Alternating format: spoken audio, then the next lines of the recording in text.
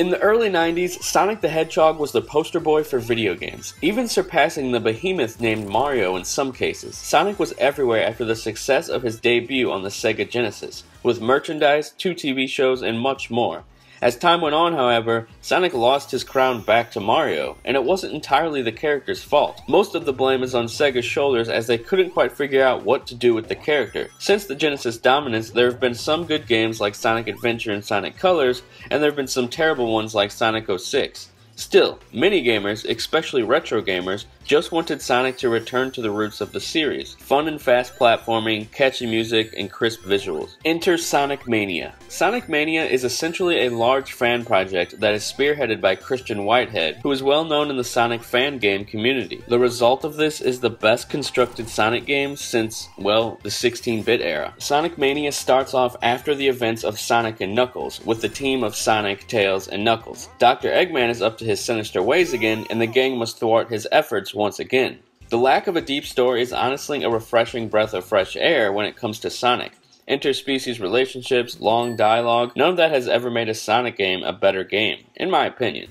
So I enjoyed the lack of story immensely. Once again, everything feels familiar but fresh. The game's first 2 levels are based on the classic Sonic levels, Green Hill Zone and the Chemical Plant Zone. Quickly after exploring the levels, you realize these aren't simply cut and paste jobs of the original levels to pad the game, but more homages to these original classics. Sprawling paths, different enemies, and different mechanics show you that these levels are just to ease the player into how the game works, and it does a great job of it. The level design is very clever as well. Sonic CD was an interesting Sonic game because while it was a traditional Sonic, there was a level of exploration within the levels. Levels weren't just simple left-right speed attacks, but more open and rewarding to the adventurous. Sonic Mania follows that sort of gameplay. Levels aren't restricted to the standard left or right, and you will find yourself exploring every nook and cranny, up and down to the left and right sometimes. The openness of the game is one of the strong suits because you can literally see different paths as you progress through levels that lead to the desire to want to replay the levels so you can see where they lead to. Since you have to track down the Chaos Emeralds, the reward to search throughout the levels is high. Sonic brings a new trick to the table as well with the Drop Dash.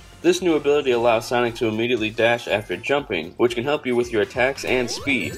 Speed has always been a focus for Sonic games, but the original ones managed to balance both speed and tight platforming, something the later games seem to forget. The controls in Sonic Mania are tight and responsive, and there's a great balance of both platforming and sheer speed sections as well. Sonic Mania looks like a 16-bit Sonic game with a few modern touches. Sonic, Tails, and Knuckles are all very well animated, more so than their Genesis counterparts. The levels have some nice scrolling techniques and in-depth in the background that maybe the Genesis couldn't even pull off, which gives the game a nice little modern feel while retaining a classic aesthetic. The music in the game is superb and reminds me a bit of Sonic the Hedgehog 3, which had heavy Michael Jackson influences, and of course the fact that he secretly worked on the music in the game. Tunes are upbeat, chipper, and very catchy. Aside from the main game, Sonic Mania has time trials for unlocked levels and 2-player split-screen local co-op mode, like the one featured in Sonic the Hedgehog 2. These are nice additions, but nothing special. Honestly, Sonic Mania is a game that I had high hopes for, but I felt like I would be disappointed. Sega has let me down before, and I figured this would be yet another case of colossal letdown.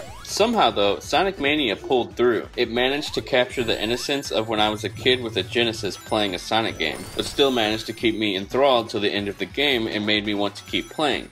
Sonic Mania is honestly one of my favorite games so far of 2017, and it's a real treat for Sega and Sonic fans. It doesn't deviate too much from the source material, but in this case, that's probably for the best.